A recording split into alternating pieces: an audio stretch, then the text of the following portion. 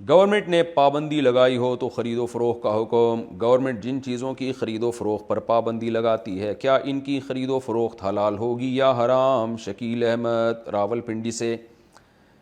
مفاد عامہ کے لیے، عام پبلک کے فائدے کے لیے گورنمنٹ اگر کوئی لاء بناتی ہے تو اس لاء کی پابندی واجب ہے. اگر گورنمنٹ کسی چیز کی خرید و فروخت پر پابندی لگا دیتی ہے اور اس میں لوگوں کے فائدے کو مد نظر رکھا گیا ہے تو پھر حکومت کی اطاعت کرنا لازم ہے.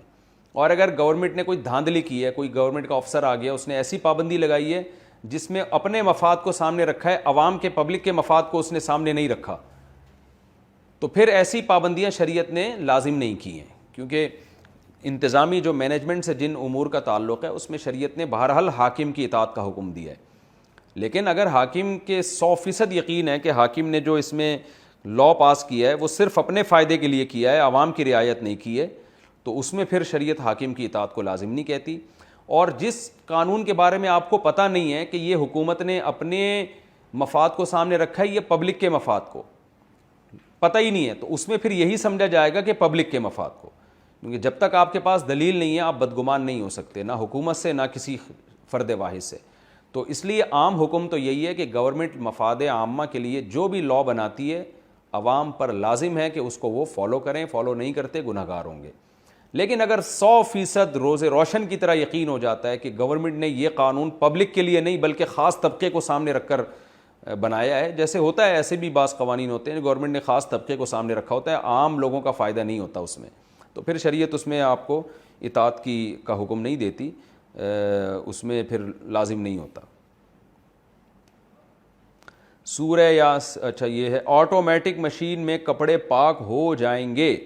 زوجہ مظفر سواس سے. مجھے اسکن کی بیماری ہے، میں نہ بار بار کپڑے کنگھال سکتی ہوں اور نہ صرف میں ہاتھ ڈال سکتی ہوں، اس وجہ سے میں نے آٹومیٹک مشین خریدی ہے. اگر آٹومیٹک مشین 3 دفعہ کپڑے کنگھال دے اور 3 دفعہ کپڑوں کو خشک کر دے تو کیا ناپاک کپڑے پاک ہو جائیں گے؟ زوجہ مظفر سواس سے.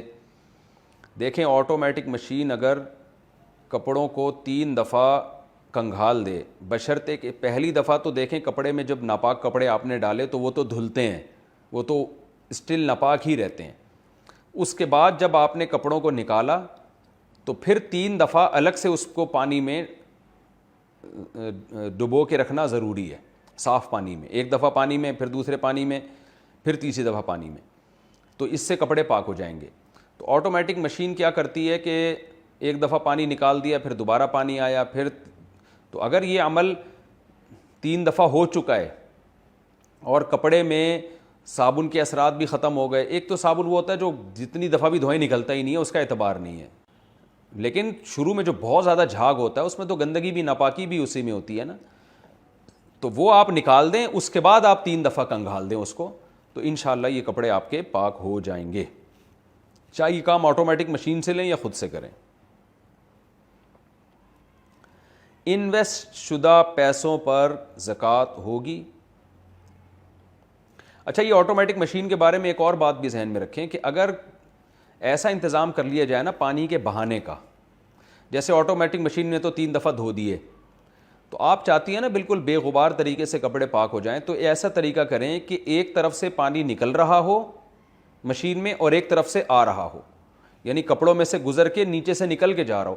تھوڑی دیر یہ عمل کر لیں 3 دفعہ دھلنے کے بعد، تو اس سے یہ چونکہ پانی جاری ہو جائے گا تو بالکل بے غبار طریقے سے آپ کے کپڑے پاک ہو جائیں گے.